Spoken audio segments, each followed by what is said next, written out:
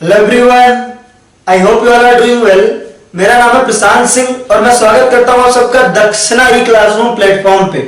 तो गाइस, आज हम डिस्कस करने वाले हैं केमिकल काइनेटिक्स का लेक्चर नंबर 8। लेक्चर नंबर 7 में यानी कि लास्ट लेक्चर में हमने डिस्कस किया था मेथड टू कैलकुलेट ऑर्डर। उसके बाद हमने डिस्कस किया था आपका एक्टिवेशन एनर्जी, थ्रेशोल्ड एनर्जी। उसके बाद हम डिस्कस कर रहे थे टेम्परेचर डिपेंडेंस, जिसमें हमने किया था अरेनियस इक्वेशन, और हमने अरेनियस इक्वेशन पे ही लेक्चर खत्म किया था। तो आज हम डिस्कस करेंगे उसके आगे। लेक्चर स्टार्ट करो उससे पहले आई होप आप सभी स्वस्थ, मस्त एंड जबरदस्त होंगे, सोशल डिस्टेंसिंग मेंटेन कर रहे होंगे और अपना और अपने फैमिली का ध्यान रख रहे होंगे। तो स्टार्ट करेंगे आज का लेक्चर। हाथ में लीजिए पेन एंड पेपर, चेहरे पे रखिए एक बड़ी सी स्माइल, राइट। तो हम लास्ट लेक्चर में अरेनियस इक्वेशन पे थे। हमने सिर्फ अरेनियस इक्वेशन लिखा था और टर्म्स को बताया था कि किस टर्म का क्या मतलब है, ठीक है। तो वो हमारा था अरेनियस इक्वेशन। हमारा क्या था? अरेनियस इक्वेशन हमारा बता रहा था कि टेम्परेचर और के में क्या रिलेशन है, ठीक है। Arrhenius equation rate constant and temperature का रिलेशन था हमारा। हमने लास्ट क्लास में डिस्कस किया था कि टेम्परेचर जैसे जैसे हम बढ़ाएंगे वैसे वैसे रेट कांस्टेंट आपका इंक्रीज करता जाएगा। पर 10 डिग्री सेल्सियस टेम्परेचर इंक्रीज करने पे रेट कांस्टेंट अराउंड डबल हो जाता है। ऐसा नॉर्मल ऑब्जर्वेशन रहा अब तक का हमारा, ठीक है। जो एग्जैक्ट रिलेशन है वो हमारा क्या बताता है? अरेनियस इक्वेशन बताता है। अरेनियस इक्वेशन है क्या? अरेनियस इक्वेशन है आपका k is equal to a e to the power minus e upon rt। ये आपका क्या है? अरेनियस इक्वेशन है। जहां पे आपका क्या है? a इज इक्वल टू क्या बताया था आपको? a इज इक्वल टू बताया था अरेनियस फैक्टर या अरेनियस कांस्टेंट बोलते हैं इसको। a इज इक्वल टू क्या बोलते हैं? आपका अरेनियस फैक्टर बोलते हैं, अरेनियस फैक्टर या अरेनियस कांस्टेंट बोलते हैं इसको, या इसको हम फ्रीक्वेंसी फैक्टर भी बोलते हैं। क्या बोलते हैं हम? फ्रीक्वेंसी फैक्टर, फ्रीक्वेंसी फैक्टर बोलते हैं। या इसका एक और नाम होता है, चूंकि एक्सपोनेंशियल के पहले तो इसका नाम प्री एक्सपोनेंशियल फैक्टर भी होता है। क्या होता है आपका? Pre exponential factor, pre exponential factor, ठीक है। ये आपका क्या है? ये आपका जो है एक्टिवेशन एनर्जी है। ये आपका क्या है? Activation energy. ये है आपका एक्टिवेशन एनर्जी, एक्टिवेशन एनर्जी, जिसको जनरली हम किस में पुट करेंगे? आपका एक्टिवेशन एनर्जी, जिसको हम पुट करते हैं आपका जूल पर मोल में। किसमें पुट करते हैं? आपका जूल पर मोल में, यार आपका जूल पर मोल। यूनिट्स ध्यान रखेंगे थोड़ा, ठीक है। सिंपल एसआई यूनिट में लिख रहे हैं अभी तक। टेम्परेचर आपका किसमें रखेंगे? टी आपका क्या है? टेम्परेचर है। टी आपका टेम्परेचर है और टेम्परेचर हम पुट करेंगे जनरली केल्विन में, राइट। फिर आपका आर क्या है? Universal gas constant, universal gas constant, universal gas constant. और यूनिवर्सल गैस कांस्टेंट अगर सारी एसआई यूनिट में तो यूनिवर्सल गैस कांस्टेंट की कौन सी वैल्यू लिखते हैं? तो हम लिखते हैं यहाँ पे 8.314 जूल पर केल्विन पर मोल, जूल पर केल्विन पर मोल, राइट, ठीक है। ये हमारा था अरेनियस फैक्टर, कि हमारा था रेट कांस्टेंट, कि हमारा क्या है? रेट कांस्टेंट है, rate constant, rate constant. Rate constant is equal to a Arrhenius factor into आपका e to the power minus e upon rt, e to the power minus e upon rt, ठीक है। तो simple सी बात है। एक को आप क्या कहते हो? अरेनियस फैक्टर या फ्रीक्वेंसी फैक्टर, या उसको हम प्री एक्सपोनेंशियल फैक्टर भी कहते हैं। E आपका एक्टिवेशन एनर्जी, T आपका टेम्परेचर, R आपका यूनिवर्सल गैस कांस्टेंट। अब ये सिंपल सी बात है, सिंपल सी बात। हमने एक बात बोली थी कि जैसे जैसे हम टेम्परेचर इंक्रीज करते जाएंगे उसी तरह से हमारा K इंक्रीज होता जाएगा। इसका प्रूफ आप सिंपली देखिए, ठीक है। सिंपल इस चीज को प्रूव करने के लिए कि कैसे जैसे जैसे टेम्परेचर बढ़ाते जाएंगे आपका रेट कांस्टेंट क्या होगा? इंक्रीज करता जाएगा। इसको हम प्रूव करने वाले हैं। तो देखिए K इज इक्वल टू हमारा क्या है? A to the power minus e upon rt। तो वो जिन बच्चों की मैथमेटिक्स अच्छी है, जिनकी मैथमेटिक्स अच्छी है, उनको तो इजीली पता चल रहा होगा कि अगर टेम्परेचर इंक्रीज करेंगे तो K भी इंक्रीज करेगा। लेकिन जिनकी अच्छी नहीं है वो भी देख ले, बिल्कुल हम सिंपल स्टेप फॉलो करेंगे, बिल्कुल हम सिंपल स्टेप फॉलो करेंगे, राइट। तो सीधी सी बात है, देखिए आपका K कब इंक्रीज करेगा? देखिए K है, K इज इक्वल टू, देखिए सिंपल हम प्रूव कर रहे हैं इसको। K इज इक्वल टू हमारा A इंटू एक वैल्यू है, आप इसको K मान लीजिए, A इंटू सॉरी कोई वैल्यू मान लेते हैं, P मान लेते हैं, लेट से X मान लेते हैं इसको, A इंटू X। आप ये कह सकते हैं कि जैसे जैसे आपका X इंक्रीज करेगा वैसे वैसे आपका K इंक्रीज करेगा। सिंपल सी बात है। अगर आपका X इंक्रीज करेगा तो K इंक्रीज करेगा, X इंक्रीज करेगा तो K इंक्रीज करेगा। यानी टेम्परेचर बढ़ाने पे ये वाला टर्म इंक्रीज करेगा, यही प्रूव करना हमको। टेम्परेचर बढ़ाने पे ये वाला टर्म इंक्रीज करेगा, अगर ये श्योर हो जाए तो हमारा K इंक्रीज करेगा। तो अब देखो e to the power minus e upon are t. इसको आप क्या लिख सकते हो, इसको आप लिख सकते हो 1 upon E to the power E A upon R T, ऐसा लिख सकते हैं 1 upon E to the power E A upon R T, ऐसा लिख सकते हैं। अगर आप जो है टी को इंक्रीज करोगे, अगर आप टी को इंक्रीज करोगे तो ई अपॉन आर टी पे क्या फर्क पड़ेगा, ई अपॉन आर टी पे क्या फर्क पड़ेगा, टी को इंक्रीज करोगे, अगर टी को इंक्रीज कर रहे हो, टेम्परेचर बढ़ा रहे हो, अगर ये क्वांटिटी आप बढ़ा रहे हो तो ई अपॉन आर टी क्या होगा आपका, ये एज ए होल क्या होगा, डिक्रीज करेगा। यार सीधी सी बात है, अगर आप लिखते हो 1 अपॉन 2 लिखते हो और लिखते हो आप 1 अपॉन 3, तो आपने नीचे की क्वांटिटी को अगर इंक्रीज किया, 2 की बजाय आपने 3 कर दिया, नीचे की क्वांटिटी 1 अपॉन 2 और 1 अपॉन 3, देखो आप 1 अपॉन 2 में हमने 2 को क्या कर दिया, 3 कर दिया, नीचे की क्वांटिटी को आपने इंक्रीज किया तो ओवरऑल क्वांटिटी आपकी क्या डिक्रीज हुई, 1 अपॉन 2 से 1 अपॉन 3 हो गई। तो अगर आपने टेम्परेचर को इंक्रीज किया, अगर आपने टेम्परेचर को यहां से इंक्रीज किया, टेम्परेचर हम इंक्रीज कर रहे हैं तो ई अपॉन आर टी का ऑब्जर्व करो, टेम्परेचर बढ़ाओगे तो ई अपॉन आर टी क्या होगा, डिक्रीज करेगा, ई अपॉन आर टी क्या होगा, डिक्रीज करेगा, राइट। और अगर ई अपॉन आर टी डिक्रीज करेगा तो ये पूरी वैल्यू डिक्रीज करेगी, ये पूरी वैल्यू डिक्रीज करेगी, ई अपॉन आर टी इंक्रीज करेगा, है ना, ई अपॉन आर टी डिक्रीज कर रही है, ई अपॉन आर टी डिक्रीज कर रही है, किसी चीज पे पावर अगर डिक्रीज हो रहा है तो वैल्यू भी डिक्रीज करेगी। ई टू द पावर क्या है, e to the power e upon are t है, e to the power e upon are t decrease कर रहा है तो आपका ये पूरी वैल्यू डिक्रीज करेगी। अगर ये वाली पूरी वैल्यू डिक्रीज करेगी तो ये पूरी वैल्यू क्या होगी, ये इंक्रीज करेगी, राइट, 1 अपॉन एस है। तो e to the power minus e upon are t क्या कर रही है, इंक्रीज कर रही है, तो टेम्परेचर बढ़ाने पे क्या कर रहा है, इंक्रीज कर रहा है। ठीक है, थोड़ा लंबा आई नो, लेकिन हमको अच्छे से समझ में आना चाहिए। देखिए मैं क्या कह रहा हूं, एक बार फिर से इस चीज को रिपीट करते हैं अच्छे से कि k इज इक्वल टू क्या है, a इंटू एक वैल्यू है, k इज इक्वल टू क्या है, a इंटू एक वैल्यू है, k is equal to a into एक वैल्यू है, वो वैल्यू क्या है उसके बारे में बाद में बात करेंगे। a इंटू एक्स मान लो, आप मान लो अगर x इंक्रीज करेगा तो k इंक्रीज करेगा, यानी कि अगर a वैल्यू टेम्परेचर बढ़ाने पे इंक्रीज करेगी तो आपका k इंक्रीज करेगा। तो आप इस वैल्यू को ले आइए इधर, ठीक है, इस वैल्यू को देखिए क्या लिख सकते हो आप, e to the power minus e upon rt को क्या लिख सकते हो, 1 upon e to the power e upon rt लिख सकते हो, एक्सपोनेंशियल पे पावर e अपॉन rt। अब देखो अगर आप टेम्परेचर बढ़ाओगे, ठीक है, अगर आप टेम्परेचर बढ़ाओगे तो e अपॉन rt क्या होगा, e अपॉन rt में यहां देखिए टेम्परेचर इंक्रीज कर रहा है, अगर टेम्परेचर इंक्रीज कर रहा है तो e अपॉन rt क्या होगा, डिक्रीज करेगा। अगर टेम्परेचर इंक्रीज कर रहे हो तो e अपॉन rt क्या होगा, डिक्रीज करेगा। अगर E अपॉन RT डिक्रीज कर रहा है टेम्परेचर बढ़ाने पे E अपॉन RT क्या कर रहा है, डिक्रीज कर रहा है। अगर ये टर्म डिक्रीज कर रहा है तो ये जिस पे पावर है वो भी डिक्रीज करेगा। अगर आप देखो 2 टू द पावर 2 और 2 टू द पावर 3 में कौन सा बड़ा है, ये बड़ा है क्योंकि इसका पावर बड़ा है। तो E अपॉन RT क्या पावर में, तो E अपॉन RT क्या है, अगर E अपॉन RT डिक्रीज करेगा तो E to the power E upon RT decrease करेगा, ये पूरा टर्म डिक्रीज करेगा। और अगर ये पूरा टर्म डिक्रीज करेगा तो ये पूरा टर्म क्या होगा, इंक्रीज करेगा, यानी कि ये इंक्रीज कर रहा है, के इंक्रीज कर रहा है। तो एक और प्रूफ हो गया, ठीक है। तो अभी मैंने आपको एक प्रूफ दिया था, फर्स्ट प्रूफ आपको क्या दिया था, फर्स्ट प्रूफ आपका सिंपल वर्बल था। पहला प्रूफ आपका क्या था कि जैसे जैसे हम टेम्परेचर बढ़ाएंगे मॉलिक्यूल्स के पास हमारे सफिशिएंट एनर्जी आती जाएगी। जैसे जैसे हम टेम्परेचर बढ़ाएंगे, अगर हम टेम्परेचर इंक्रीज करेंगे तो हमारा कोलिजन क्या होगा, इंक्रीज करेगा। टेम्परेचर इंक्रीज करेंगे तो हमारा कोलिजन क्या करेगा, इंक्रीज करेगा। कोलिजन इंक्रीज करेगा तो रिएक्शन होने के चांसेस बढ़ जाएंगे।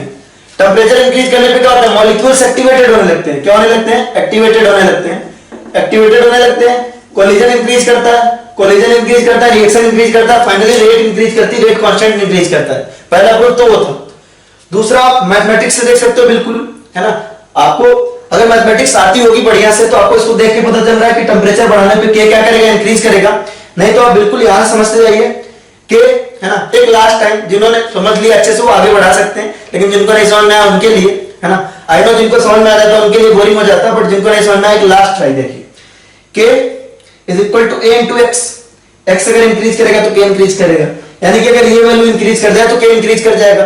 टेम्परेचर बढ़ाएंगे t बढ़ा रहे हैं तो e अपॉन RT क्या होगा, टेम्परेचर बढ़ाएंगे क्योंकि टेम्परेचर आपका डिनोमिनेटर में, तो टेम्परेचर बढ़ाने पे e अपॉन RT क्या होगा, डिक्रीज करेगा। e अपॉन RT डिक्रीज करेगा तो e to the power e upon RT क्या करेगा, डिक्रीज करेगा। ओवरऑल ये वाला टर्म क्या करेगा, इंक्रीज करेगा। तो फाइनली k इंक्रीज करेगा। हमारा होगा सेकंड प्रूफ। अभी थर्ड प्रूफ भी दूंगा मैं आपको। आपने फिजिक्स में पढ़ा होगा, आपने फिजिक्स में आपने केटीजी पढ़ा होगा, उसमें आपका आता है बोल्ट्जमैन मैक्सवेल डिस्ट्रीब्यूशन कर्व, उसके थ्रू भी प्रूफ मिलेगा। तो चलेंगे, आएंगे उस पर। फिलहाल अभी आगे बढ़ते हैं। तो टेम्परेचर बढ़ाने में हमारा रेट कांस्टेंट इंक्रीज कर रहा है और रेट इंक्रीज कर रही है, राइट। चलिए, ये हमने लिख लिया। अब हम आगे देखते हैं इसके।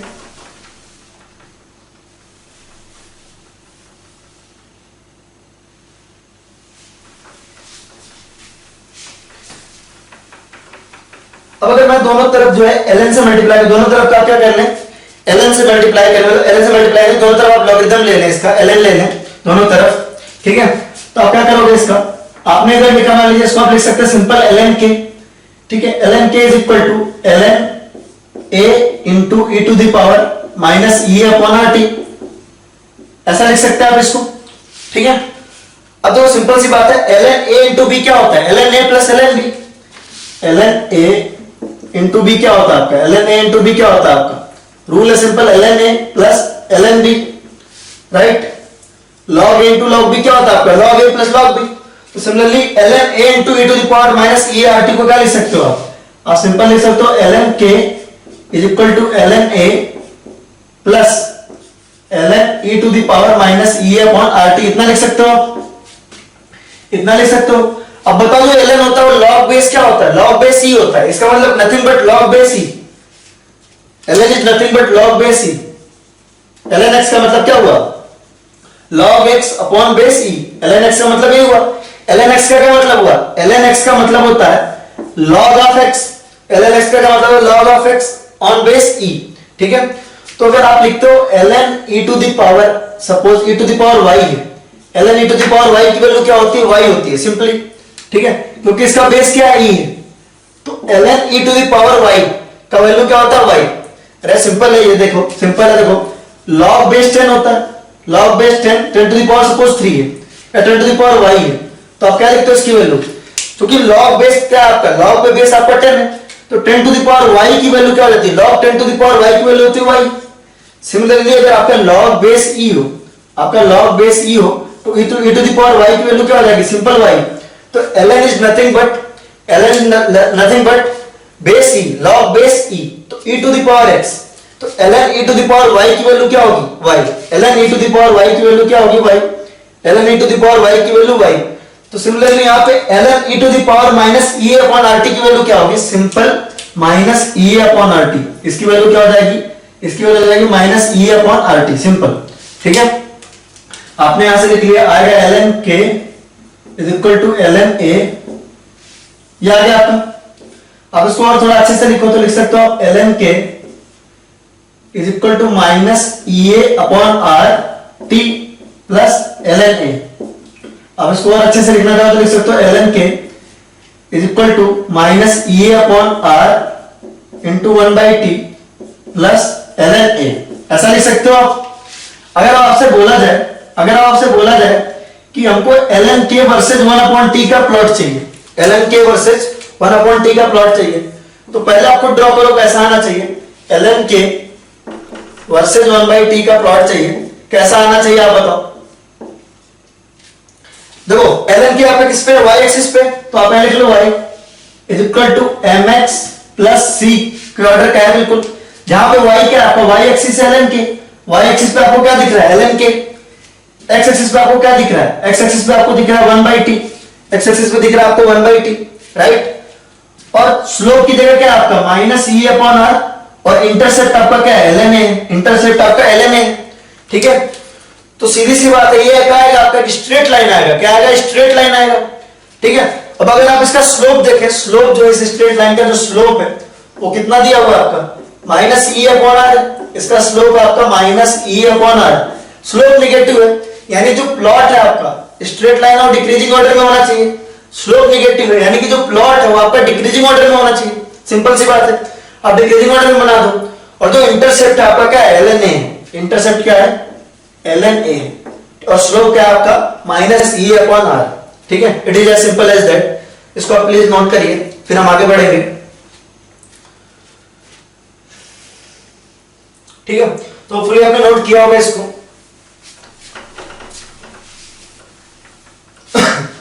नोट कर लीजिए।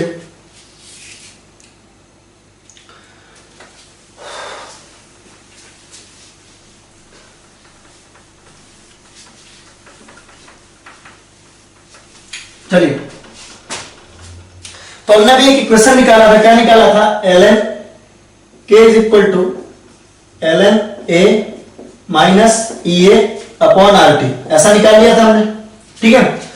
अब अगर हमें दो टेम्परेचर दिया हुआ है, ठीक है, हमें दो टेम्परेचर दिया, हमने कहा भाई टेम्परेचर बढ़ाने पे k क्या करेगा, इंक्रीज करेगा, बट हमको एग्जैक्ट रिलेशन चाहिए K1 और K2 में कि किस टेम्परेचर पे क्या रिलेशन होगा। तो हमने मान लिया suppose at T1, at temperature T1 the rate constant is K1, the rate constant is K1, and at T2 the rate constant is K2, ठीक है।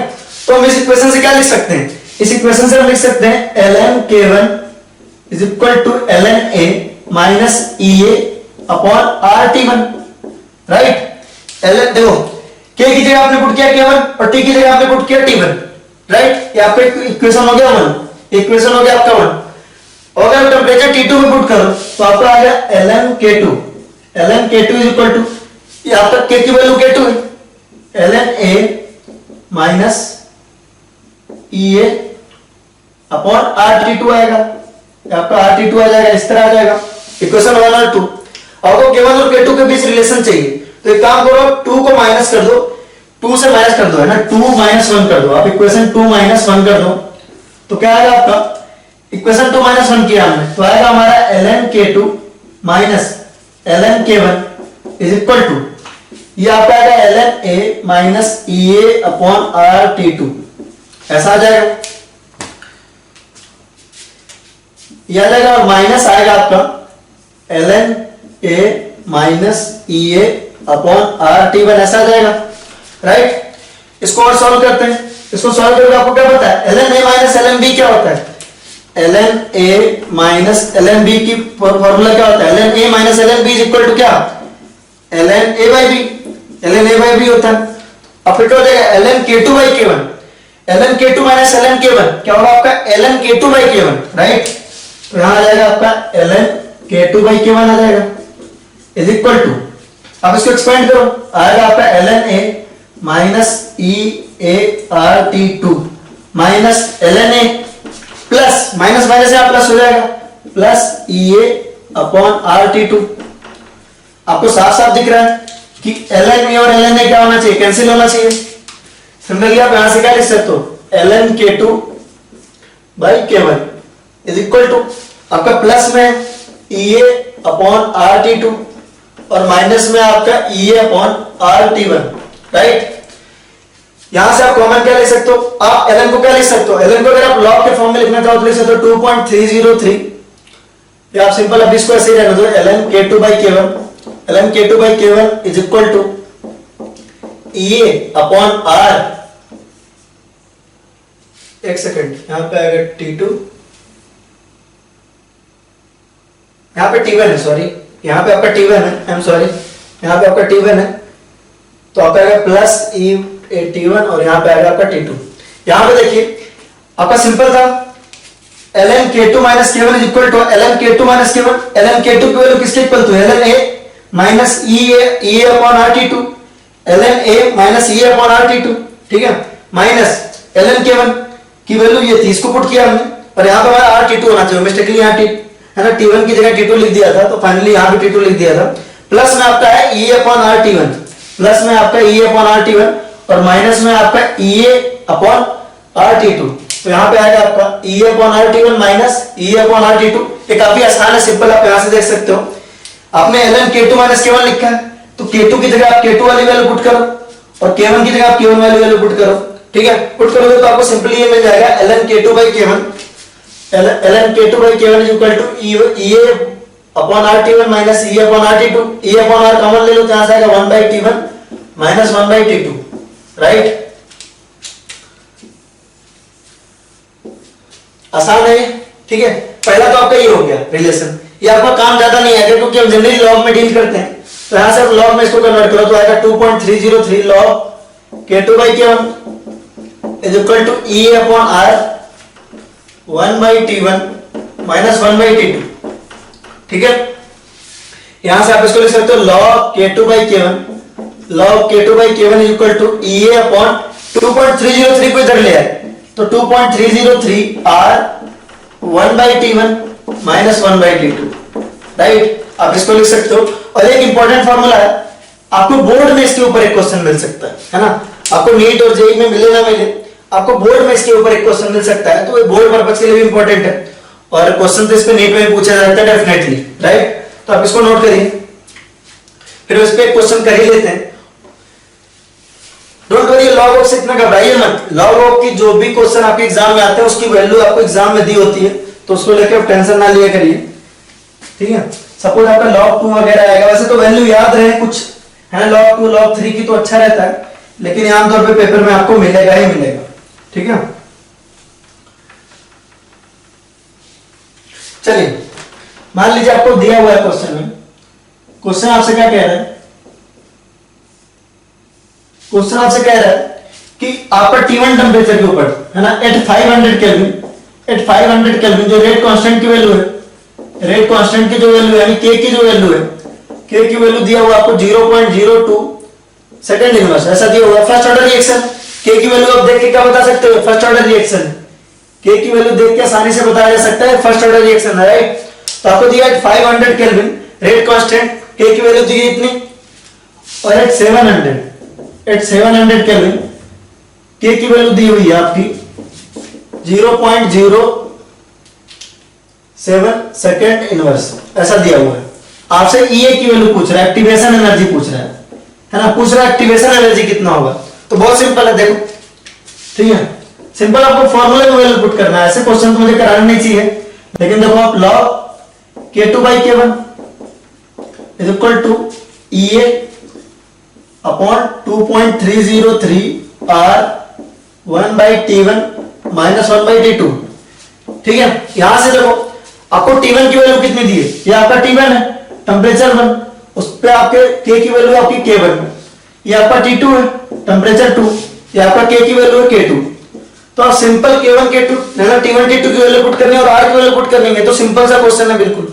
तो यहां पे हमने पुट किया log K2 की वैल्यू कितनी है 0.07 अपॉन K1 की वैल्यू 0.02 इज इक्वल टू आ जाएगा आपका कितना EA अपॉन 2.303 और R की वैल्यू होगी कितनी 8.314। यहां से आएगा आपका 1/T1, T1 की वैल्यू आपकी 500 माइनस 1/700। पूरा इक्वेशन आपको पता है, सारी वैल्यूज पुट की हुई हैं, आपको EA की वैल्यू निकालनी है, यहां से आप EA की वैल्यू आसानी से निकाल सकते हैं, ठीक है। तो आपको आपने सारी वैल्यूज पुट कर दी, आसानी से आप यहाँ की EA की वैल्यू निकाल दोगे, क्योंकि सारा SI यूनिट में किया हमने। तो जो आंसर आएगा आएगा जूल पर मोल में, आंसर किस में आएगा जूल पर मोल में आएगा, राइट।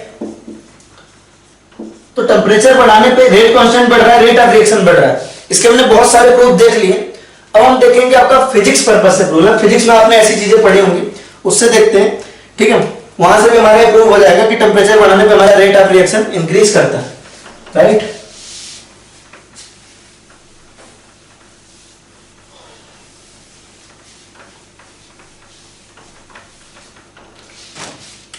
आपने एक चीज पढ़ी होगी फिजिक्स में, केटीजी में, सिंपल आपने पढ़ा होगा, Boltzmann Maxwell distribution curve, Maxwell distribution curve नाम से भी आप उसको जानते हो, ठीक है ना।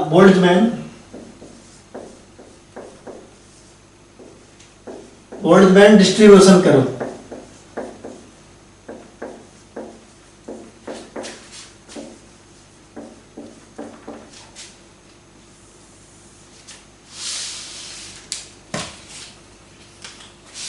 आप इसे मैक्सवेल डिस्ट्रीब्यूशन कर्व भी कहते हो। मैक्सवेल और बोल्ट्जमैन मिलकर इस डिस्ट्रीब्यूशन कर्व दिए थे आपका, ठीक है। केटीजी में आपने इसको ढंग से पढ़ा होगा, गैसियस मॉलिक्यूल्स के बारे में था, बिल्कुल आसानी समझिएगा, वैसे आपको अच्छे से मालूम होगा, लेकिन मैं फिर भी बता देता हूं कि क्या था इसमें। इसमें एक साइड में आपका था फ्रैक्शन ऑफ मॉलिक्यूल, एक साइड में आपका क्या था fraction of molecule, fraction of molecule, और दूसरे साइड था आपका kinetic energy, fraction of molecule, दूसरे साइड था आपका काइनेटिक एनर्जी। ये कुछ इस तरीके से था आपका, कुछ इस तरीके से था, राइट। किसी T टेम्परेचर पे ऐसा हुआ करता था, किसी T टेम्परेचर में मान लिया टेम्परेचर इक्वल टू T1 रख लिया हमने, ठीक है, टेम्परेचर T1 टेम्परेचर पे कुछ इस तरह का था, ठीक है। तो इसमें क्या था, अगर आप इसको ऑब्जर्व करो वैसे तो अपने को फिजिक्स में ज्यादा नहीं जाना, लेकिन ठीक है थोड़ा बहुत मैं इसको बता देता हूँ। फिर ना फ्रैक्शन ऑफ मॉलिक्यूल था कि कितने फ्रैक्शन ऑफ मॉलिक्यूल के पास कितना काइनेटिक एनर्जी है। तो इसमें आप देखो कि है ना मैक्सिमम आपको कहां दिख रहा है, इस कर्व का पीक आपको कहां दिख रहा है, यहां पे दिख रहा है। इस कर्व का पीक कहां दिख रहा है, यहां पे दिख रहा है। इसका मतलब कि ये देखो फ्रैक्शन ऑफ मॉलिक्यूल का हाईएस्ट यहां पे, ये आपका मैक्सिमम फ्रैक्शन ऑफ मॉलिक्यूल है। यहां से आप कह सकते हो ये पॉइंट क्या डिनोट कर रहा है, बेसिकली ये पॉइंट ऐसा कह रहा है कि मैक्सिमम मॉलिक्यूल्स के पास इधर क्या आता है, इधर आपका फ्रैक्शन ऑफ मॉलिक्यूल है, इधर आपका फ्रैक्शन ऑफ मॉलिक्यूल है, राइट, फ्रैक्शन ऑफ मॉलिक्यूल है। और मोस्ट ऑफ आपको आपने इसको गैसेस स्टेट में भी पढ़ा होगा, ठीक है, तो नो इश्यूज कहां पढ़ा है कहानी आप यहां पे ध्यान दीजिए। तो कह रहा है कि भाई फ्रैक्शन ऑफ मॉलिक्यूल मैक्सिमम है यहां पे, यानी कि मैक्सिमम मॉलिक्यूल की काइनेटिक एनर्जी इतनी है, मैक्सिमम मॉलिक्यूल की काइनेटिक एनर्जी इतनी है। तो आपका क्या रिप्रेजेंट करता है, मोस्ट प्रोबेबल काइनेटिक एनर्जी, क्या रिप्रेजेंट करता है आपका मोस्ट प्रोबेबल काइनेटिक एनर्जी। इसका इससे कुछ लेना देना नहीं है, मैं तो बस आपको नॉलेज के लिए बता रहा हूं, ठीक है। मुद्दे की बात क्या आपने ये भी पढ़ा होगा साथ में, जैसे मान लीजिए किसी टेम्परेचर T2 पे ये प्लॉट ऐसा भी हो जाता है ना। अगर आपने टेम्परेचर को बढ़ाया, ठीक है, अच्छे से याद आ रहा है आपको, ये T2 टेम्परेचर है और जहां पे आपका T2 ग्रेटर देन T1 है, आपने ऑब्जर्व किया है कि जैसे हम टेम्परेचर बढ़ाते हैं ये प्लॉट आपका आगे शिफ्ट हो जाता है ना, प्लॉट आपका आगे है ना, क्योंकि एवरेज अगर आप देखें यहाँ पे मोस्ट प्रोबेबल स्पीड यहाँ पे शिफ्ट हो गई, मोस्ट प्रोबेबल स्पीड आपकी यहाँ पे शिफ्ट हो गई है, टेम्परेचर बढ़ाने पे आपकी स्पीड बढ़ जाती है। T2 आपका ग्रेटर देन T1 है, तो अगर आपने हाई टेम्परेचर पे देखोगे तो ये प्लॉट इस तरह से आता है और दोनों का जो एरिया होता है, इसका एरिया और इसका एरिया क्या होता है, इक्वल होता है। एरिया अंडर द कर्व दोनों केसेस में क्या होता है, इक्वल होता है। आपने इतना ढंग से पढ़ा है फिजिक्स में, राइट, उससे हमें कुछ लेना देना नहीं है, हमें डायरेक्टली ग्राफ से लेना देना। अब यहां से बात हमारी शुरू होती है जो हमें केमिकल काइनेटिक्स के लिए जरूरी है। अब मान लो, ठीक है, आपका कोई रिएक्शन था, ठीक है, आपने कहा कि भाई हमारा एक रिएक्शन है जिसके लिए हमें उसमें एंटर होने के लिए जो उसका थ्रेशोल्ड एनर्जी है वो कुछ है, जो थ्रेशोल्ड एनर्जी ये एनर्जी है हमारी, सपोज कुछ एनर्जी रिक्वायर्ड थी, एनर्जी को लोग कितने ले ली, काइनेटिक एनर्जी है, काइनेटिक एनर्जी 0 से लेके यहां तक आ रही है। मान लीजिए आप ऐसे कुछ वैल्यू इमेजिनरी वैल्यू पुट करते हैं, ये आपका 5 है, 5 जूल है, सपोज ये 5 जूल है, ये 10 जूल है, ये आपका 15 जूल है, मान लेते हैं, ठीक है, मान लेते हैं आपका 5 जूल है, 10 जूल है, आपका 15 जूल है। और हमने कहा रिएक्शन होने के लिए हमको कितना चाहिए, 15 जूल चाहिए। रिएक्शन होने के लिए हमारी एनर्जी कितनी होनी चाहिए, 15 जूल चाहिए। अब देखो अगर आपकी रिएक्शन होने के लिए 15 जूल वैल्यू चाहिए थी, तो यहां पे इमेजिन करो 15 जूल एनर्जी कितने मॉलिक्यूल्स के पास है, ठीक है। तो T1 टेम्परेचर पे केवल इतने फ्रैक्शन ऑफ मॉलिक्यूल के पास है, T1 टेम्परेचर के पास इतनी एनर्जी कितने मॉलिक्यूल्स के पास है, केवल इतने, फ्रैक्शन ऑफ मॉलिक्यूल की वैल्यू केवल इतना है, ठीक है। लेकिन अगर आप T2 टेम्परेचर, अगर हाई टेम्परेचर पे देखेंगे तो फ्रैक्शन ऑफ मॉलिक्यूल क्या है, बढ़ गया है, यानी कि ज्यादा मॉलिक्यूल्स ऐसे हैं जिनके पास इतनी एनर्जी है, इससे ज्यादा है। ये इधर वाले क्या है, इधर वाले तो सारे के सारे इसी के अंडर आएंगे ना।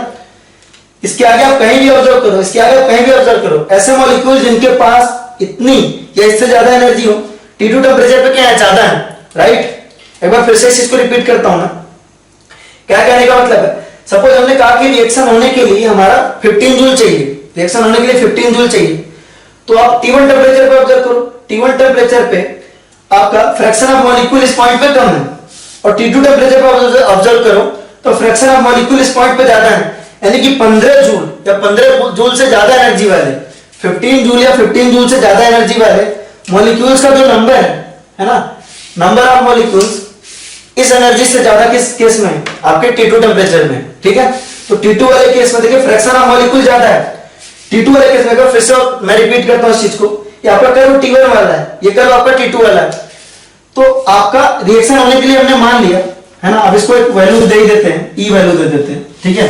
15 जूल कहना सही नहीं लग रहा है क्योंकि इससे बहुत ज्यादा होती है पर मोल, तो आप इसको देख लीजिए ई, ठीक है। तो आपने कहा भाई रिएक्शन होने के लिए जो एनर्जी चाहिए वो ई चाहिए, तो ई एनर्जी से ज्यादा मॉलिक्यूल आपका, ज्यादा से ज्यादा मॉलिक्यूल के पास ई एनर्जी से ज्यादा है। अगर आप T2 टेम्परेचर देखो तो हाई टेम्परेचर पे ई एनर्जी से ज्यादा वालों का नंबर ज्यादा है, यहां देखो, इससे ज्यादा ऑब्जर्व करो, ठीक है। तो यहां पे आप इसी पे ऑब्जर्व करो, ई एनर्जी पे ऑब्जर्व करो, तो T2 टेम्परेचर पे T2 वाले कर्व पे आपका क्या है, फ्रैक्शन ऑफ मॉलिक्यूल ये है, ठीक है। आप इसको मान लो फ्रैक्शन ऑफ मॉलिक्यूल F1 और इसको मान लो F2, ठीक है। तो आप ई एनर्जी वाले मॉलिक्यूल को देखो, ई एनर्जी वाले में, ई एनर्जी पे T2 टेम्परेचर पे क्या है, ई एनर्जी पे T2 टेम्परेचर पे जो फ्रैक्शन है वो F1 है, और ई एनर्जी पे, T1 टेम्परेचर पे जो आपका फ्रैक्शन ऑफ आपका F2 है और F1 is greater than F2 है, तो T2 टेम्परेचर पे fraction of molecule having energy E या उससे ज्यादा, ये क्या होगा, ज्यादा होगा as compare to lower temperature की।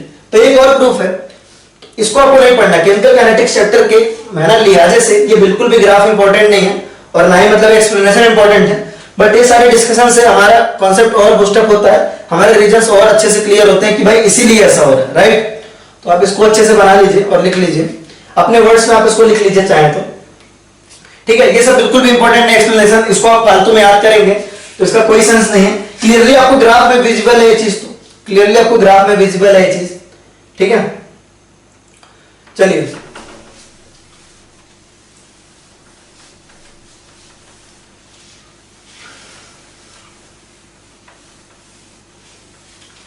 है ना, तो रिएक्शन मैकेनिज्म को एक्सप्लेन करने के लिए बहुत सारी थ्योरी आई गई, उसमें से एक थ्योरी जो हमारे इस चैप्टर में पढ़नी है वो है आपका कोलिजन थ्योरी। क्या है आपका, collision theory. Collision theory,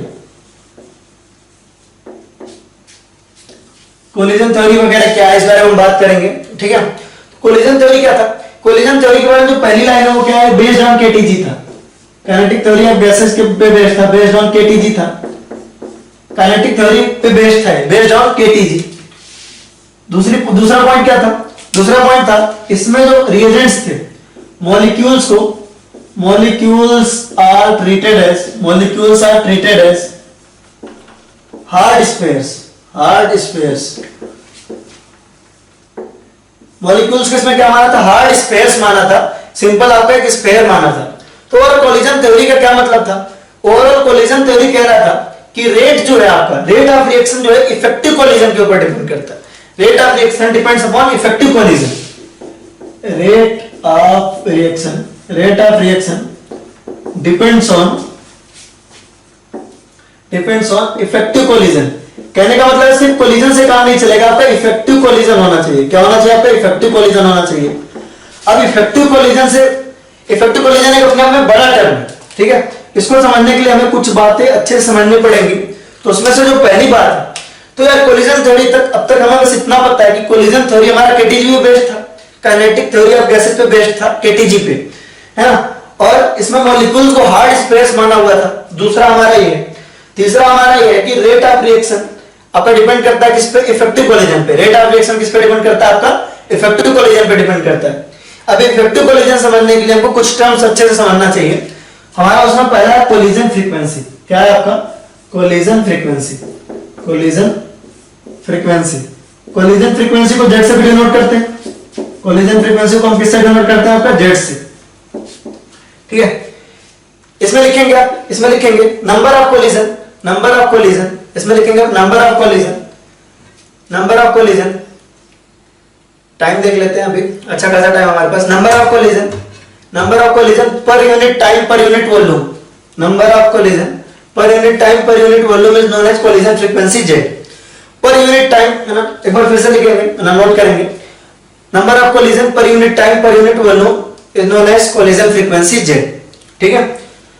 number of collision per unit time per unit volume, ये आपका कहलाता है कोलिजन फ्रीक्वेंसी, यानी कि पर यूनिट टाइम में, यानी कि पर सेकंड या पर मिनट में, किसी पर्टिकुलर पर यूनिट वॉल्यूम में, एक यूनिट वॉल्यूम में यूनिट टाइम में कितने कोलिजन हो रहे हैं, है ना। फिर से रिपीट करता हूं, एक यूनिट वॉल्यूम में, एक किसी पर्टिकुलर यूनिट वॉल्यूम में यूनिट टाइम में कितने कोलिजन हो रहे हैं, पर्टिकुलर हमारा यूनिट वॉल्यूम में यूनिट टाइम में कितने कोलिजन हो रहे हैं, ये हमारा क्या बताता है, कोलिजन फ्रीक्वेंसी बताता है। क्या बताता है, कोलिजन फ्रीक्वेंसी बताता है, कोलिजन फ्रीक्वेंसी जेड, ठीक है। तो collision frequency Z is defined as number of collision per unit time per unit volume, right. अब देखिए, तो कहने का मतलब, कहने से आपको एग्जाम देने जाते हो, सिंपल आप मान लो कि आपको आर्मी में ऑफिसर बनना है, एग्जांपल ले रहे हैं, आर्मी में ऑफिसर बनना है। क्या प्रोसीजर है क्या नहीं है रियल में, उस पर नहीं जाएंगे, हमारे निर्माण नॉर्मल लेते हैं। उसके लिए जरूरी क्या है, उसके लिए जरूरी है, मान लो आपको ऑफिसर बनना है। क्या बनना है, आपको ऑफिसर बनना है। उसके लिए मुझे लगता है 3 चीजें जरूरी है जो सबसे इंपॉर्टेंस की है, ठीक है।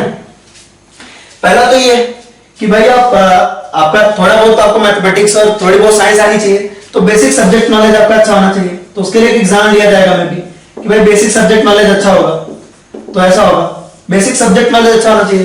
दूसरा एक में फिजिकली थोड़े बहुत तो आप फिट होने चाहिए, मतलब कभी मान लो हमला हमला किसी ने किया तो आप भागने लायक होना चाहिए, तो फिजिकल फिटनेस होना चाहिए, इस पे बेस्ड एक टेस्ट होना चाहिए, फिजिकल फिटनेस होना चाहिए। और तीसरा आपकी डिसीजन मेकिंग कैपेसिटी कैसी है, आपकी पर्सनालिटी कैसी है, आपकी सोच कैसी है, इसके लिए एक इंटरव्यू हो गया, मतलब नॉर्मल हम ऐसा कह रहे हैं कि ऐसा कुछ हो सकता है, राइट, इस तरह कुछ हो सकता है, ये 3 चीजें, ठीक है। तो कोई स्टूडेंट है ना, कोई स्टूडेंट है, कोई आपका कैंडिडेट जो है वो ऑफिसर तभी बन पाएगा जब आपके इन तीनों टेस्ट को पास करे, ठीक है। तो यही आपका कोलिजन फ्रीक्वेंसी में भी है, सॉरी यही आपका कोलिजन थ्योरी में भी है कि आपका नंबर ऑफ इफेक्टिव कोलिजन तभी होगा, नंबर ऑफ इफेक्टिव कोलिजन तभी होगा, इफेक्टिव कोलिजन, आपका कोलिजन इफेक्टिव तभी होगा जब, है ना, collision is said to be effective, collision is said to be effective, collision is said to be effective, collision को आपको इफेक्टिव तभी कहा जाएगा, ठीक है, collision is said to be effective अगर आपका कोलिजन हो रहा है, ठीक है। तो पहली चीज जो उसके लिए इंपॉर्टेंट है वो आपका क्या है, कोलिजन फ्रीक्वेंसी, कि भाई पहले तो कोलाइड हो ना, पहले तो आपका बेसिक सब्जेक्ट नॉलेज अच्छा हो कि पहले तो कोलाइड हो, कोलिजन फ्रीक्वेंसी। दूसरी चीज क्या होनी चाहिए कि सिर्फ कोलिजन से काम नहीं चलेगा, अगर कोलिजन हो गया, सपोज आपका कोलाइड हो गया, तो सिर्फ कोलिजन से काम नहीं चलेगा, कोलिजन के बाद भी, है ना, जैसे सब्जेक्ट नॉलेज अच्छा है तो क्या हुआ, उसके बाद आपको फिजिकल फिटनेस भी होना चाहिए, उसी तरीके से कोलाइड हो गए तो क्या हुआ।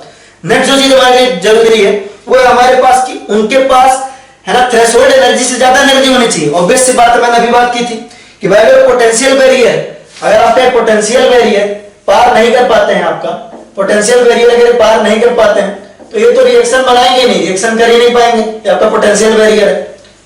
तो आपको पोटेंशियल बैरियर अगर पार कर ही नहीं पाते हैं तो कोलिजन होने से क्या फायदा, अगर इनके पास एनर्जी पोटेंशियल बैरियर से ज्यादा है ही नहीं, थ्रेशोल्ड एनर्जी से ज्यादा एनर्जी है ही नहीं, तो ये आपका रिएक्शन नहीं करेंगे। दूसरी चीज जो जरूरी है वो है आपका energy should be sufficient, energy should be sufficient, energy आपका सफिशिएंट होना चाहिए।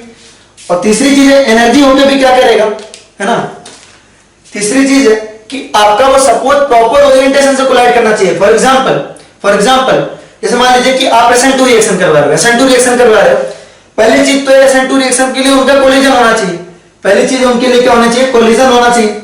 दूसरी चीज है कोलिजन होने के बाद उनके अंदर सफिशिएंट एनर्जी होनी चाहिए। और तीसरी भी चीज एक इंपॉर्टेंट होती है, orientation should be fine, orientation should be perfect. Orientation का मतलब क्या हुआ, ओरिएंटेशन शुड बी परफेक्ट। इसका मतलब क्या हुआ कि प्रॉपर ओरिएंटेशन से कोलाइड करना चाहिए। जैसे आप देखो SN2 रिएक्शन में देखो, तो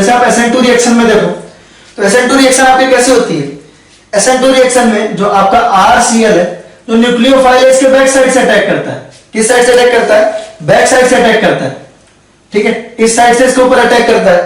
तो यहां पे ओरिएंटेशन क्या है, अच्छा है, यहां पे ओरिएंटेशन क्या है, अच्छा है। लेकिन अगर आपका न्यूक्लियोफाइल इधर से अटैक करना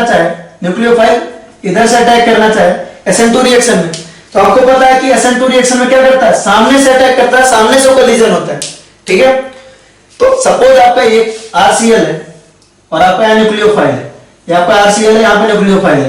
तो अगर न्यूक्लियोफाइल बैक साइड से अटैक करे, जिस तरफ हेलोजन नहीं उस साइड से अटैक करे तो इफेक्टिव कोलिजन होगा, और अगर इस साइड से करेगा तो इफेक्टिव कोलिजन नहीं होगा, राइट। तो ये इफेक्टिव कोलिजन नहीं है, ठीक है। तो ये भी होना चाहिए। तो पहली बात तो कोलिजन फ्रीक्वेंसी आपकी होनी चाहिए, कोलिजन फ्रीक्वेंसी यानी कोलाइड तो करे पहले, सब्जेक्ट नॉलेज अच्छा हो, फिर है ना फिजिकल फिटनेस हो, फिर इंटरव्यू भी अच्छा हो, डिसीजन मेकिंग भी अच्छी होनी चाहिए। तो कोलाइड करना चाहिए, कोलाइड भी करना चाहिए, साथ में सफिशिएंट एनर्जी भी होनी चाहिए, और साथ में आपका एक प्रॉपर ओरिएंटेशन से भी होना चाहिए। तो ये तीनों फैक्टर आएंगे जो रेट को अफेक्ट करेंगे, जो नंबर ऑफ इफेक्टिव कोलिजन को अफेक्ट करेंगे, राइट। तो आप इसको नोट करो, फिर हम आगे देखेंगे।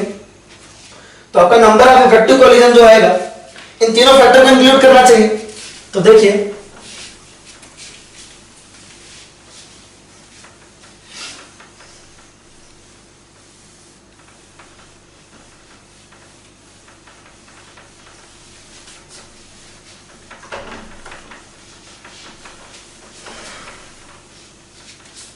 चलिए देखिए, तो जो आपका नंबर ऑफ इफेक्टिव कोलिजन है, नंबर ऑफ इफेक्टिव कोलिजन ये डायरेक्टली रेट को अफेक्ट करता है। ये कोलिजन चलिए बताता है आपका नंबर ऑफ इफेक्टिव कोलिजन जो है, तो क्या होगा आपका 3 फैक्टर्स को लेना चाहिए, है ना। नंबर ऑफ इफेक्टिव कोलिजन को 3 फैक्टर को लेना चाहिए। पहला लेना चाहिए आपका कोलिजन फ्रीक्वेंसी, कोलिजन फ्रीक्वेंसी। दूसरा आपका लेना चाहिए एनर्जी फैक्टर। दूसरा आपका लेना चाहिए एनर्जी फैक्टर लेना चाहिए कि एनर्जी उसकी ज्यादा है या नहीं, ठीक है, एनर्जी फैक्टर, ठीक है। तीसरी चीज जो आपको लेनी चाहिए वो लेनी चाहिए आपकी ओरिएंटेशन फैक्टर। क्या लेना चाहिए आपका? Orientation factor. ओरिएंटेशन फैक्टर या इससे प्रोबेबिलिटी फैक्टर भी कहते हैं। क्या कहते हैं आपका? Probability factor. प्रोबेबिलिटी फैक्टर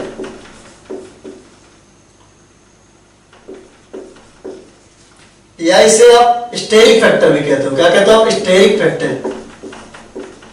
ये तीनों नाम है इसका, ओरिएंटेशन फैक्टर, प्रोबेबिलिटी फैक्टर या स्टेरिक फैक्टर कहते हैं।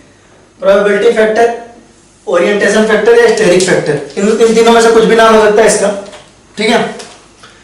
अब देखो कोलिजन फ्रीक्वेंसी को रिप्रेजेंट करते हैं जेड से, एनर्जी फैक्टर को रिप्रेजेंट करते हैं एफ से, और ओरिएंटेशन फैक्टर को रिप्रेजेंट करते हैं आपका पी से। किससे रिप्रेजेंट करते हैं? आपका पी से, right.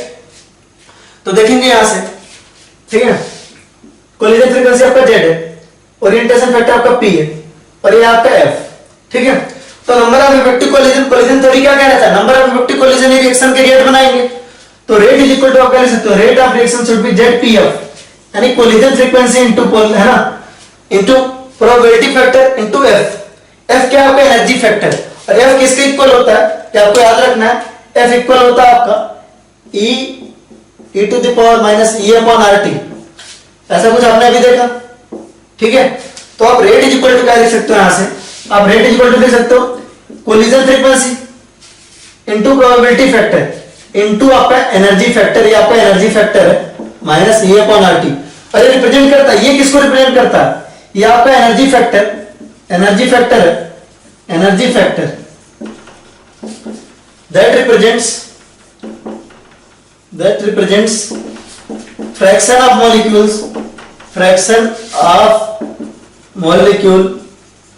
molecules having sufficient energy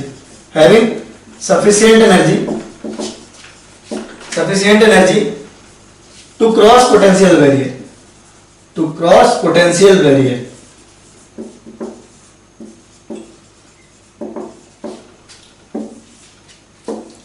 ये आपका क्या? ये आपका एनर्जी फैक्टर है जो आपका रिप्रेजेंट करता है क्या? एनर्जी फैक्टर रिप्रेजेंट करता है आपका energy factor that represent the fraction of molecules having sufficient energy to cross potential barrier, ठीक है। ये आपका एनर्जी फैक्टर है। तो कोलिजन थ्योरी के हिसाब से रिएक्शन की रेट डिपेंड करती है आपके कोलिजन फ्रीक्वेंसी पे, प्रोबेबिलिटी फैक्टर पे और आपका एनर्जी फैक्टर पे, इन तीनों चीजों पे। अब इसको सही से नोट करें, ठीक है। अब ऐसा नहीं था कि कोलिजन थ्योरी का कुछ ड्रॉबैक नहीं था, और जो ड्रॉबैक आपके कोर्स में नहीं है ना, वो आप हायर स्टडीज में पढ़ोगे ऐसा। लेकिन जो कोलिजन थ्योरी ड्रॉबैक था, यहां पे क्या था? ड्रॉबैक क्या आपका? जरूरत नहीं है वैसे तो, ड्रॉबैक ये है, ड्रॉबैक ऑफ कोलिजन थ्योरी लिखेंगे। क्या है आपका?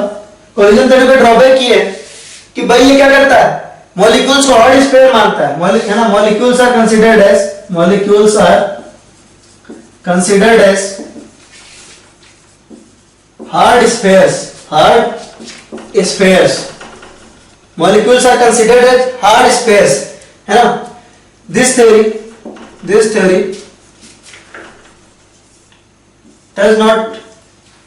does not consider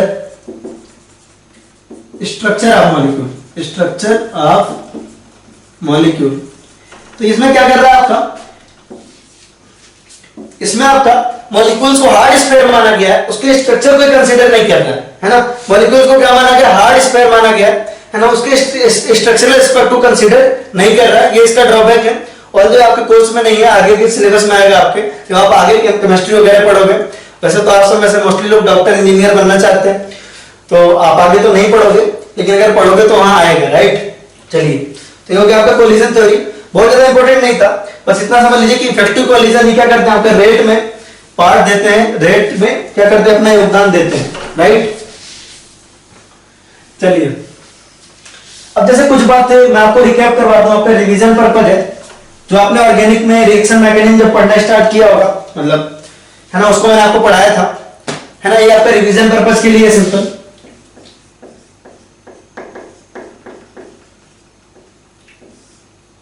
लेकिन इंपॉर्टेंट है, ठीक है। कि ये सिंपल सी बात है। आपने देखा होगा कि जैसे मान लीजिए कि आपका एनर्जी है, या आपका रिएक्शन कोऑर्डिनेट है, या आपका एनर्जी है, या आपका रिएक्शन कोऑर्डिनेट है। जैसे आपने ये किया, ये सपोज आपका एक और, तो ये आपका रिएक्टेंट है, ये आपका क्या है, रिएक्टेंट है, और ये आपका क्या प्रोडक्ट है, ये आपका क्या प्रोडक्ट है, ठीक है, रिएक्टेंट और प्रोडक्ट ऐसा आपने मान लिया, ठीक है। तो ये आपका क्या पोटेंशियल बैरियर, पोटेंशियल बैरियर है, ये आपका क्या पोटेंशियल बैरियर है। तो इसको देख के क्या क्या आइडिया लगता है आपको, इस तरह के अगर आपको प्लॉट दिया हो तो आपको क्या क्या आइडिया लगता है, या आपको ऊंचा वाला जो पहाड़ी है वो क्या बताता है, जो पहाड़ी है बताता है कि ट्रांजिशन स्टेट है, यहाँ पे क्या होता है आपका ट्रांजिशन स्टेट है। फॉर एग्जाम्पल अगर आपको ऐसा कुछ मिला हो, इसको मान लेते हैं इस तरीके से, कुछ ऐसा करके, एक आपका इस तरह का प्लॉट है, एनर्जी वर्सेस रिएक्शन कोऑर्डिनेट है इधर, रिएक्शन कोऑर्डिनेट, तो यहां से आप क्या क्या कंक्लूजन निकाल सकते हो, यहां से आप देखो क्या क्या कंक्लूजन निकाल सकते हो कि जितने आपकी पहाड़ी है, जितनी पहाड़ी है उतने स्टेप, जितना आपका पीक है, number of peak is equal to number of step. ये सारी चीजें रिएक्शन मैकेनिज्म के पहले लेक्चर में पढ़ाई जाती है ना, आपको ढंग से पढ़ाया, लेकिन चलिए रिवीजन करवा देता हूं कायदे से। अगर आपने पहले नहीं भी पढ़ा तो आपको यहां से रिवीजन हो जाएगा कि नंबर ऑफ पीक्स क्या है, यहाँ पे जितने पीक्स है यहाँ पे उतने step, number of peaks is equal to number of steps, कितने स्टेप की रिएक्शन इससे पता चलेगा, number of steps, number of peaks is equal to number of steps. पहली चीज तो ये हो गई आपकी, number of peaks is equal to number of steps, कितने जितने पीक्स उतने step, number of peaks is equal to number of step. तो अगर आप इसको देखो तो कितने स्टेप, नंबर ऑफ स्टेप आपको कितना हो गए, number of steps is equal to 3, ठीक है। और जितने पीक उतने ट्रांजिशन स्टेट, ये आपके पीक्स से रिलेटेड होते हैं, transition state 1, transition state 2, transition state 3। तो नंबर ऑफ ट्रांजिशन स्टेट कितने हो गए, number of TS transition state कितने हो गए, 3, ठीक है। और ये जितने गड्ढे दिख रहे हैं आपको, जितने गड्ढे उतने रिएक्शन इंटरमीडिएट, इंटरमीडिएट 1 और इंटरमीडिएट 2। तो आप ऐसा कह सकते हो कि नंबर ऑफ इंटरमीडिएट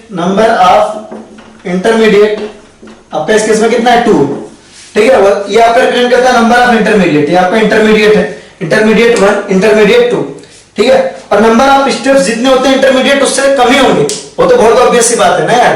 जैसे मान लो कि आपको यहां से मान लीजिए सपोज कहीं जाना है, ए से बी तक जाना है, आप सी पे रुके और फिर बी पे गए, देखिए 2 बार में आप गए, ए से सी एक बार में और सी से बी दूसरी बार में, तो इंटरमीडिएट कितना है, 2 ही आया। अगर आपको ए से बी जाना होता और आप पहले पी जाते, बाद में आप क्यू जाते, फिर आप बी पे जाते, तो अगर 3 स्टेप में गए तो इंटरमीडिएट कितना है आपका, 2।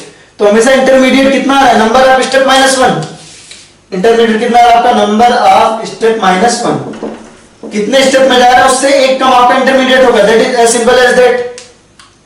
ए से आप बी तक जा रहे हो कितने स्टेप में, 1 स्टेप 2 स्टेप 3 स्टेप में, ए से बी तक आप जा रहे हो 3 स्टेप में, 1 स्टेप 2 स्टेप 3 स्टेप, ठीक है। तो पहले स्टेप में एक इंटरमीडिएट बना, दूसरे स्टेप में दूसरा, और तीसरे स्टेप में तो आपका फाइनल प्रोडक्ट बनना ही है। तो जितने स्टेप उससे एक कम इंटरमीडिएट, तो number of intermediate is equal to 2, या इस केस में पर्टिकुलर केस में 2, ठीक है। और number that is equal to number of steps -1, ठीक है। अगर बताओ स्टेप 1, स्टेप 2, स्टेप 3, ये आपका क्या है, ये आपका स्टेप 1 है, ये वाला आपका स्टेप 1 है, ये आपका स्टेप 2 है,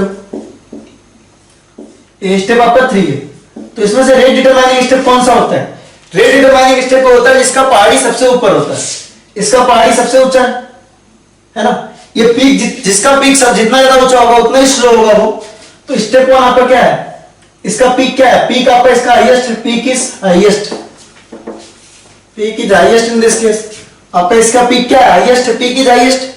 और अगर पीक हाईएस्ट है तो यही आपका स्लोवेस्ट होगा, स्लो होगा, और यही आपका क्या होगा, आरडीएस होगा। इतनी चीजें आपको ढंग से मालूम होनी चाहिए, ठीक है। तो जितनी पहाड़ी जितने पीक्स उतने ट्रांजिशन स्टेट, जितनी पहाड़ी यानी कि जितने पीक्स उतने ट्रांजिशन स्टेट, जितनी पहाड़ी जितने पीक्स उतने ट्रांजिशन स्टेट, उतने स्टेप उससे एक कम इंटरमीडिएट। और जो सबसे ऊंची वाली पहाड़ी, जो सबसे जो ऊंचा वाला पीक है वो क्या होता है आपका, आरडीएस होता है, रेट डिटरमाइनिंग स्टेप होता है, राइट। तो आप इसको नोट करिए।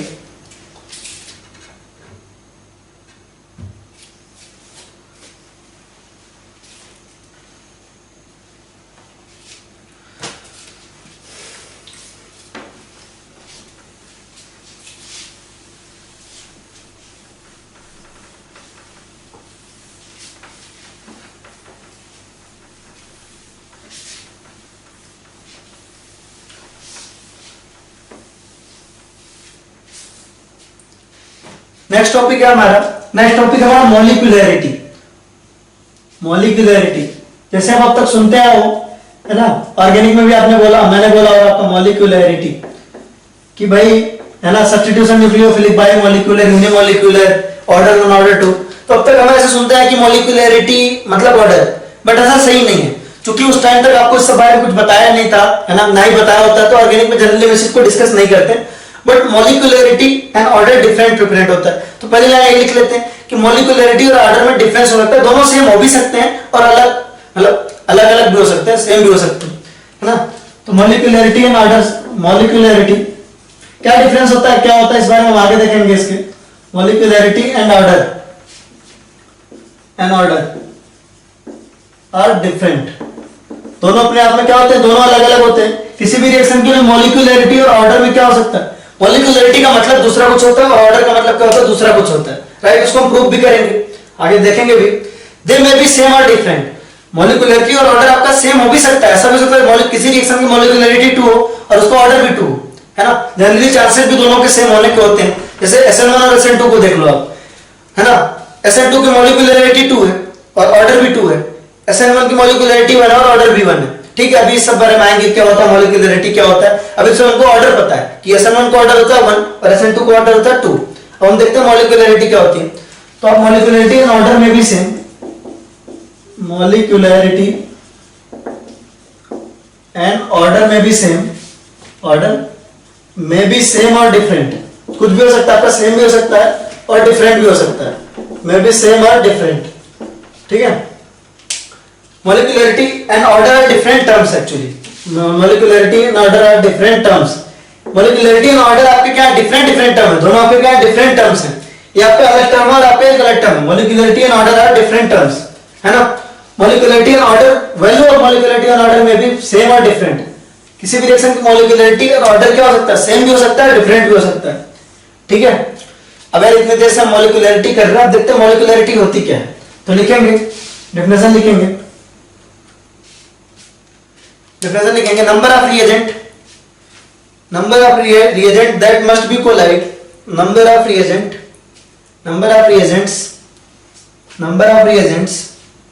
that must be collide, number of reagents that must be collide, number of reagents or molecules that must be collide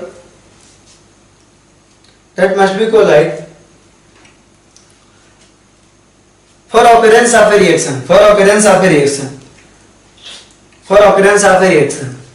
number of molecules are reagents that must be collide, number of molecules or reagents that must be collide for occurrence of a reaction is called as molecularity। कहने का क्या मतलब है, अच्छे समझेंगे कि जैसे for example, ठीक है, अच्छे समझेंगे कि भाई कितने मॉलिक्यूल्स आपके कोलाइड कर रहे हैं, है ना। Number of molecules that must collide to give आपका क्या केमिकल रिएक्शन। फॉर एग्जांपल जैसे आपका एक स्टेप है A प्लस बी, आपका C दे रहा है, ठीक है, A प्लस बी आपका C दे रहा है। अभी इतने जल्दी नहीं पहुंचेंगे इसके, यानी कि A आपका B के साथ कोलाइड कर रहा है और क्या बना रहा है, C बना रहा है। आपका एक स्टेप है, आपको मान लिया एक स्टेप है, एक ऐसा स्टेप है जहां पे A और B आपका C दे रहे हैं। तो इस स्टेप में क्या हो रहा है, A और B आपका कोलाइड कर रहा है, A और B क्या कर रहा है, आपका कोलाइड करके क्या बना रहा है, C बना रहा है। तो इसकी मॉलिक्यूलैरिटी कितनी हो गई, मॉलिक्यूलैरिटी हुई इसकी 2, मॉलिक्यूलैरिटी उसकी क्या हो गई, 2 हो गई, राइट। अगर आप देखो एक स्टेप ऐसा हमारा, एक स्टेप हमारा ऐसा है कि आप मान लो 1 ले लो, आप इसको दूसरा ले लो कि आपका 2p प्लस क्यू गिव्स आपका r है सपोज, ठीक है। तो यहां देखेंगे ध्यान से कि आपका 2p प्लस क्यू है ना, 2p प्लस क्यू। तो number of reagents collide simultaneously, कितने रिएजेंट्स आपके साइमल्टेनियसली कोलाइड कर रहे हैं, कितने, 2p और एक q। तो टोटल आपके 3 रिएजेंट्स कोलाइड कर रहे हैं, ठीक है। 2 मॉलिक्यूल P के और एक मॉलिक्यूल Q के साइमल्टेनियसली कोलाइड कर रहे हैं, ठीक है। क्या कर रहे हैं आपके, साइमल्टेनियसली कोलाइड कर रहे हैं, साइमल्टेनियसली कोलाइड कर रहे हैं। 2 मॉलिक्यूल P के और एक मॉलिक्यूल Q का कोलाइड कर रहे हैं। तो इसकी मॉलिक्यूलैरिटी कितनी होगी आपकी, 2। मॉलिक्यूलैरिटी कितनी होगी आपकी इसकी, 2 मॉलिक्यूल P के और एक आपके 3 के। आपका कुछ ऐसा है कि A गिव्स B है यहाँ पे आपका एक ही ए है ना, एक स्टेप ऐसा है आपका जो आपका ए बी दे रहा है, ठीक है, आपका ए गिव्स बी है, ठीक है। तो यहाँ पे सिर्फ एक ही मॉलिक्यूल है आपके पास, तो इसकी मॉलिक्यूलरिटी क्या आ जाएगी आपकी, मॉलिक्यूलरिटी कितनी हो जाएगी इसकी, इसकी मॉलिक्यूलरिटी हो जाएगी आपकी 1, राइट। ये तो हो गया आपकी सिंपल। अब हम देखते भाई कि हम मॉलिक्यूलरिटी की बात जब भी करेंगे किसी रिएक्शन के लिए करेंगे, जब भी हम करेंगे मॉलिक्यूलरिटी की बात किसी रिएक्शन के लिए करेंगे, ठीक है। तो हम आते भाई रिएक्शन पे। हमारी रिएक्शन दो टाइप की होती है, हमने पहले देखा कि एलिमेंट्री रिएक्शन या single step reaction. Elementary reaction, elementary reaction या आप इसको सिंगल स्टेप रिएक्शन भी बोलते हो। क्या बोलते हो आप, single step reaction, single step reaction भी बोलते हो। जैसे फॉर एग्जांपल आप देखो सिंगल स्टेप रिएक्शन का एग्जांपल आपका H2 + I2 गिव्स 2HI, ये आपका क्या है, सिंगल स्टेप रिएक्शन है, एलिमेंट्री रिएक्शन, राइट। तो आपका ये सिंगल स्टेप है, पक्की बात है कि ये सिंगल स्टेप है, राइट। तो आपका एक मॉलिक्यूल H2 एक मॉलिक्यूल I2 से रिएक्ट कर रहा है और क्या बना रहा है, 2HI बना रहा है। तो आपका हो जाएगा, आपका मॉलिक्यूलरिटी इसकी क्या हो जाएगी, मॉलिक्यूलरिटी आपकी इसकी हो जाएगी 2, मॉलिक्यूलरिटी इसकी हो जाएगी 2, राइट। याद रखें molecularity is defined for step, molecularity is defined for step, एक स्टेप के लिए डिफाइंड होती है। तो चूंकि अब देखो एलिमेंट्री रिएक्शन में एक ही स्टेप होती है, सिंगल स्टेप होती है, तो ये आपका क्या है, इसकी मॉलिक्यूलरिटी हो जाएगी 2, ठीक है। लेकिन जैसे कोई कॉम्प्लेक्स रिएक्शन है, फॉर एग्जांपल हमारा कॉम्प्लेक्स रिएक्शन है, कॉम्प्लेक्स रिएक्शन है कोई,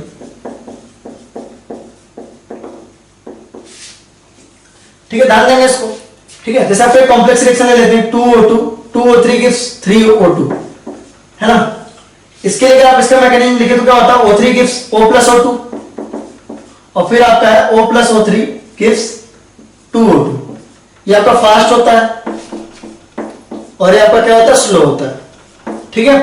तो याद रखें रिएक्शन के लिए मॉलिक्यूलरिटी का कोई सिम्टम नहीं है, ठीक है। तो ध्यान देंगे एलिमेंट्री रिएक्शन है, एलिमेंट्री रिएक्शन है, सिंगल स्टेप रिएक्शन है, उसके साथ अच्छी बात यह है कि वो एक ही स्टेप में हो रहा है, एक स्टेप में है। तो सिंपल हम बता सकते हैं कि ये दोनों है, एक मॉलिक्यूल H2 का कोलाइड कर रहा है एक मॉलिक्यूल Y2 के साथ, तो उसकी मॉलिक्यूलरिटी हो गई 2। लेकिन अगर कॉम्प्लेक्स रिएक्शन है तो कॉम्प्लेक्स रिएक्शन ओवरऑल रिएक्शन के लिए मॉलिक्यूलरिटी डिफाइंड नहीं होती, ठीक है। किसके लिए डिफाइंड होती है, स्टेप के लिए डिफाइंड होती है। तो अगर स्टेप नंबर 1 के लिए देखो मॉलिक्यूलरिटी तो कितनी आएगी, इस स्टेप के लिए मॉलिक्यूलरिटी देखो तो 1 और इस स्टेप के लिए मॉलिक्यूलरिटी देखो तो 2, इस स्टेप के लिए देखो फर्स्ट स्टेप के लिए मॉलिक्यूलरिटी देखो तो कितनी आएगी आपकी 1, ठीक है। तो मॉलिक्यूलरिटी डिफाइंड होती है, बार फिर से रिपीट कर रहा हूं, अच्छे सुनिएगा, मॉलिक्यूलरिटी डिफाइंड होती है स्टेप के लिए। तो इस स्टेप के लिए मॉलिक्यूलरिटी क्या है 2, इस स्टेप के लिए मॉलिक्यूलरिटी क्या है 2। अब इस रिएक्शन में एलिमेंट्री रिएक्शन में आपका स्टेप ही एक ही है, तो वही मॉलिक्यूलरिटी हो जाएगी रिएक्शन की। लेकिन यहां देखो आपके 2 स्टेप है, तो मॉलिक्यूलरिटी केवल स्टेप के लिए डिफाइंड होती है, तो इस स्टेप के लिए मॉलिक्यूलरिटी 1 और इस स्टेप के लिए मॉलिक्यूलरिटी 1 2, ठीक है। तो कॉम्प्लेक्स रिएक्शन के लिए मॉलिक्यूलरिटी डिफाइंड नहीं होती है वैसे तो, लेकिन बहुत सारे लोग का मानना है कि स्लो रिएक्शन है आरडीएस की मॉलिक्यूलरिटी को हम आरडीएस है क्योंकि स्लो है आरडीएस है, तो इसी की मॉलिक्यूलरिटी को रिएक्शन की मॉलिक्यूलरिटी कहा जाएगा। तो यहां मॉलिक्यूलरिटी क्या रहेगी 2। वैसे तो अनडिफाइंड होना चाहिए क्योंकि ओवरऑल आप रिएक्शन को देख के नहीं बता सकते, ना ही रिएक्शन मतलब ओवरऑल रिएक्शन किसी रिएक्शन की मॉलिक्यूलरिटी नहीं होती, स्टेप की होती है। तो यहां देखो चूंकि ये रिएक्शन एक ही स्टेप का है, तो जो आपका स्टेप है H2 + I2 गिव्स 2HI, एक ही स्टेप इसमें, ठीक है, एक ही स्टेप है, तो उसी की मॉलिक्यूलरिटी आपकी मॉलिक्यूलरिटी ऑफ रिएक्शन हो गई। एक H2 एक I2 ने कोलाइड किया और मॉलिक्यूलरिटी हुई 2, ठीक है, मॉलिक्यूलरिटी क्या हुई 2, ठीक है। यहां पे देखिए मॉलिक्यूलरिटी डिफाइंड नहीं होना चाहिए, लेकिन है ना आमतौर पे स्लो वाले की मॉलिक्यूलरिटी को रिएक्शन की मॉलिक्यूलरिटी कहा जाता है ना, बहुत सारी बुक्स इसको देती हैं। तो स्लो है आपका, है ना, इसका आरडीएस आपका क्या है 2, आरडीएस स्लो है आपका, आरडीएस है, तो इसकी मॉलिक्यूलरिटी क्या हो जाएगी आपका ए आपका O और आपका O3, एक आपका ऑक्सीजन और दूसरा आपका O3, इन दोनों का कोलिजन होगा तो आपकी इसकी मॉलिक्यूलरिटी आएगी 2, ठीक है। तो इसको ध्यान रखेंगे थोड़ा, ठीक है। तो काफी आसान है, आप इसको देख लो एक बार, फिर हम आगे बढ़ते हैं।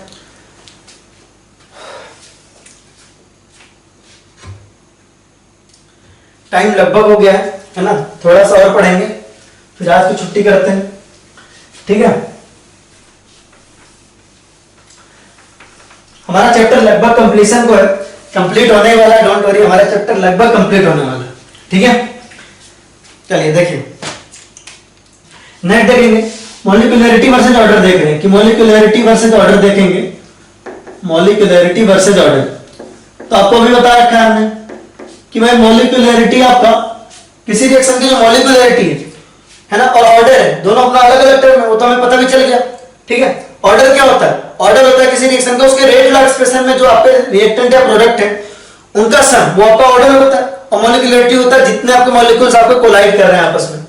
जैसे आप देखो, ठीक है, एलिमेंट्री रिएक्शन के लिए देखो, एलिमेंट्री रिएक्शन के लिए देखो, एलिमेंट्री रिएक्शन,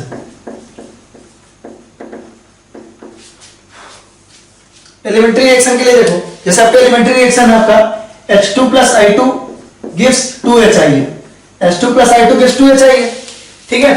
अब इसमें एक ही स्टेप है, आपका सिंगल स्टेप है। अगर एक ही स्टेप है तो चाहे कुछ भी हो वही आरडीएस होगा, वही आरडीएस होगा, ठीक है। सिंगल स्टेप है और इसकी मॉलिक्यूलरिटी कितनी हो जाएगी आपकी? मॉलिक्यूलरिटी इसकी हो जाएगी 2, मॉलिक्यूलरिटी आपकी इसकी हो जाएगी 2। और जो आपका आरडीएस होता था उसके दो के आप रेट लॉ एक्सप्रेशन भी लिख सकते थे। रेट लॉ एक्सप्रेशन इसका आप लिखोगे, रेट लॉ एक्सप्रेशन लिखोगे RLE, RLE अगर आप रेट लॉ एक्सप्रेशन लिखोगे तो आपका क्या आएगा? Rate is equal to elementary reaction के हम लिख सकते हैं क्योंकि एलिमेंट्री रिएक्शन को देख के हम बता सकते हैं कि उसका ऑर्डर क्या होगा, क्योंकि हमारे सामने एक ही H2 और I2 आपस में क्या करेंगे? रिएक्ट करेंगे तो 2HI होगा। तो इसका रेट आएगा आपका H2 के H2 I2, तो H2 के रेस्पेक्ट में 1 और I2 के रेस्पेक्ट में 1, तो ऑर्डर कितना आ गया? ऑर्डर आपका आ गया 2। तो एलिमेंट्री रिएक्शन के केस में, क्योंकि एलिमेंट्री रिएक्शन में आपका एक ही स्टेप है, तो H2 I2 से कंबाइन करके H2 I2 से कोलाइड करके 2HI बना रहा है, H2 I2 से कोलाइड करके 2HI बना रहा है। तो कोलिजन में दो मॉलिक्यूल का तो मॉलिक्यूलरिटी 2, रेट भी आप लिखोगे तो क्या आएगा? H2 I2 दोनों के रेस्पेक्ट में 1 1, तो ऑर्डर आएगा 2। तो एलिमेंट्री रिएक्शन के केस में आपका मॉलिक्यूलरिटी और ऑर्डर क्या हो जाएगा? मॉलिक्यूलरिटी और ऑर्डर क्या हो जाएगा? आपका इक्वल हो जाएगा, molecularity is equal to order हो जाएगा मोस्ट ऑफ द केसेस में, ठीक है। लेकिन कॉम्प्लेक्स रिएक्शन के केस में अलग बात हो जाती है पूरी। अगर आप कॉम्प्लेक्स रिएक्शन के लिए लिखो, कॉम्प्लेक्स रिएक्शन के लिए लिखो, ठीक है, जैसे आपने वही वाला केस देखा था, अभी देखा 2O3 गिव्स 3O2 था, 2O3 गिव्स 2O3 था, सॉरी 2O3 गिव्स 3O2 था। तो इसका मैकेनिज्म क्या था आपका? O3 gives O2 plus O और O plus O3 gives 2O2, ठीक है। आपका स्लो था, ये आपका फास्ट था। तो स्लो स्टेप आरडीएस में अगर आप देखोगे तो इसकी मॉलिक्यूलरिटी कितनी नजर आ रही है? 2 नजर आ रही है, ठीक है। अगर आप स्लो स्टेप आरडीएस को देखो, रेट डिटरमाइनिंग स्टेप में कितने है ना मॉलिक्यूल इन्वॉल्व है? 2, इसकी मॉलिक्यूलरिटी 2 लग रही है या नहीं? देखो एलिमेंट्री रिएक्शन में टेंशन ही नहीं है, elementary reaction single step reaction, जितने मॉलिक्यूल कोलाइड कर रहे हैं उसकी मॉलिक्यूलरिटी और उसका आपने रेट लॉ लिखा दोनों के रेस्पेक्ट में 1 1, तो आपको ऑर्डर आ गया, तो molecularity should be equal to order. तो एलिमेंट्री रिएक्शन तो सबसे आसान और सबसे सिंपल केस है, ठीक है। तो एलिमेंट्री रिएक्शन के केस में molecularity is equal to order. लेकिन कॉम्प्लेक्स रिएक्शन के केस में अब देखो आप स्लो स्टेप लग रहा है आपका, जरूरी नहीं है कि आपका हो भी सकता नहीं भी हो सकता। जैसे आपका स्लो स्टेप है O plus O3 gives 2O2, ये आपका स्लो स्टेप है, मॉलिक्यूलरिटी 2 लग रही है, ठीक है, इसकी मॉलिक्यूलरिटी 2 है। अगर आप रेट लिखने जाओगे, ऑर्डर लिखने जाओगे तो रेट लॉ एक्सप्रेशन क्या आएगा? इसका रेट लॉ एक्सप्रेशन आएगा K into oxygen into O3। अब मैंने आपको बोला था कि रेट लॉ एक्सप्रेशन में आपका, रेट लॉ एक्सप्रेशन में RLE में आपका रेट लॉ एक्सप्रेशन में आपका रिएक्टेंट हो सकता है, रिएक्टेंट हो सकता है, प्रोडक्ट हो सकता है, इवन कैटालिस्ट भी हो सकता है। क्या हो सकता है? आपका कैटालिस्ट हो सकता है, लेकिन आपका इंटरमीडिएट नहीं हो सकता। आपका इंटरमीडिएट नहीं हो सकता है, आपको पहले ही बताया आपको, है ना, इस बारे में आपको पढ़ा चुके हैं, बता चुके हैं, आपका इंटरमीडिएट नहीं हो सकता। तो आपका ये ऑक्सीजन क्या हो रहा है? एक ऑक्सीजन जो आपका वो इंटरमीडिएट है, वो रिएक्शन में बीच में बन रहा है कहीं, वो क्या हो रहा है? आपका रिएक्शन के बीच में बन रहा है कहीं। जैसा आपका ऑक्सीजन है, ऑक्सीजन है, तो आपको इस ऑक्सीजन को हटाना पड़ेगा। तो आपको क्या बताया था मैंने? इसकी जगह पे आप क्या लिख लो? इसका आप कैसे लिख लो। तो अगर आप इस रिएक्शन के लिए कैसे लिखोगे तो आएगा O का कंसंट्रेशन पावर, O का स्टोइकियोमेट्रिक कोएफिशिएंट 1 इंटू आपका O2 का, तो आएगा आपका O2 अपॉन आपका आ जाएगा O3। तो यहां से O का कंसंट्रेशन कितना आ जाएगा? O इज इक्वल टू आएगा आपका Kc into O3 upon O2। तो देखो आप O की जगह लिखो यहाँ पे, तो रेट इज इक्वल टू आ जाएगा, रेट इज इक्वल टू आएगा आपका O की जगह आपने लिखा Kc और यहां पे आएगा आपका O3 into O3 upon O2। आपने सिंपल क्या किया, आपने सिंपल O की जगह आपने ये लिख लिया, ठीक है। तो रेट इज इक्वल टू यहां से क्या आ गया, रेट इज इक्वल टू आ गया K इंटू केसी को आप एक अलग कांस्टेंट मान लो, K डैश मान लो। K इंटू केसी, K आपका कांस्टेंट है, केसी आपका कांस्टेंट है, दोनों को मिलाकर आपने एक कांस्टेंट मान लिया K डैश। तो K डैश इक्वल टू आएगा आपका O3 स्क्वायर अपॉन O2। तो ओवरऑल कर सकते हो रेट इज इक्वल टू लिख सकते हो आप K डैश O3 पे पावर 2 और O2 पे पावर -1। तो यहां से जो आपका ऑर्डर आ रहा है, ऑर्डर कितना आ रहा है आपका 1 आ रहा है। ऑर्डर अगर देखो आप इस रिएक्शन की ऑर्डर देखो तो 2 - 1 इज व्हाट 1, जो कि आपकी मॉलिक्यूलरिटी से बिल्कुल मैच नहीं कर रहा है। तो कॉम्प्लेक्स रिएक्शन की मॉलिक्यूलरिटी और ऑर्डर दोनों आपका सेम भी हो सकता है, डिफरेंट भी हो सकता है। एलिमेंट्री के केस में दोनों क्या होंगे, सेम होंगे, ठीक है। तो डोंट वरी अबाउट दिस, है ना। आपका इसका हम आगे भी पढ़ेंगे। जो है आपका टाइम हो गया अच्छा खासा, तो आज का लेक्चर यही खत्म करते हैं। इसको हम आगे कंटिन्यू करेंगे अगली क्लास में। इसको थोड़ा सा ही बचा है इसमें, मैक्सिमम 10-15 मिनट का, लेकिन अगली क्लास में करेंगे क्योंकि टाइम हो चुका है, ठीक है। तो सिंपल है। अभी तक हमने जो मॉलिक्यूलरिटी में क्या देखा, मॉलिक्यूलरिटी वाले कॉन्सेप्ट को एक बार फिर से रिवाइज कर लेते हैं कि मॉलिक्यूलरिटी में हमने देखा कि भाई जो एलिमेंट्री रिएक्शन है उसको तो देख के बता सकते हैं मॉलिक्यूलरिटी कितनी, एक मॉलिक्यूल दूसरा मॉलिक्यूल, मॉलिक्यूलरिटी 2। या अगर यहाँ 2 होता और यहाँ 1 होता तो मॉलिक्यूलरिटी 3, अगर यहाँ 3 होता यहाँ 1 होता तो मॉलिक्यूलरिटी 4, क्योंकि वो सिंगल स्टेप है। जो आपका सिंगल स्टेप वही आरडीएस है, और अगर वो आरडीएस है तो आप रेट लॉ भी ऐसे लिखोगे जैसा आपको यहाँ पे दिया हुआ है, ठीक है, क्योंकि वही एक स्टेप है। तो रेट लॉ भी उसी तरीके से लिखोगे। और इस केस में आपका एलिमेंट्री के केस में आपका है ना मॉलिक्यूलरिटी और ऑर्डर सेम आ जाएगा। लेकिन कॉम्प्लेक्स के केस में पहली बात तो मॉलिक्यूलरिटी डिफाइन नहीं होती, लेकिन आप फिर भी बताना चाहते हैं तो किसका लिखना पड़ेगा आपको, आरडीएस का। तो यहाँ पे आरडीएस में 2 स्पीसीज इन्वॉल्व है, 2, तो इसकी मॉलिक्यूलरिटी होगी 2। मॉलिक्यूलरिटी कितनी होगी 2। अगर आप रेट लिखोगे तो रेट आएगा आपका K into O into O3, but O तो आपका क्या है, इंटरमीडिएट है, वो इसमें हो नहीं सकता। तो आपने यहां से Kc लिखा इस रिएक्शन के लिए, Kc लिखा तो Kc इक्वल टू क्या आएगा O into O2 upon O3। यहां से आपने O का कंसंट्रेशन निकाला, O का कंसंट्रेशन की वैल्यू यहां पुट किया आपने, तो आएगा rate is equal to K dash, है ना। देखिए यहां पे आपका K O into O3, O के कंसंट्रेशन को आपने O की जगह पुट किया, आपने यहां रेट आपका इतना आ गया, रेट इज इक्वल टू आया आपका K डैश O3 पे पावर 2 और O2 पे पावर -1। तो ओवरऑल ऑर्डर आप देखो 2 - 1 दैट इज 1। तो यहाँ पे मॉलिक्यूलरिटी और ऑर्डर दोनों क्या है आपका डिफरेंट है। डोंट वरी, इतना ज्यादा इंपॉर्टेंट है नहीं, लेकिन इस पे फिर भी हम 1-2 क्वेश्चन और अगली क्लास में करेंगे और इसके कॉन्सेप्ट को बिल्कुल परफेक्ट कर लेंगे जो भी इसमें हमारा रह रहा है। तो अच्छे से इसको हम और करेंगे अगली क्लास में, इस पे कुछ अच्छे और क्वेश्चंस करेंगे, ठीक है गाइस। आज का लेक्चर यहीं पे खत्म होता है। लेक्चर नंबर 8 की कहानी होती है यहीं पे खत्म। मिलेंगे अगले लेक्चर में, तब तक के लिए टेक केयर, टाटा बाय बाय।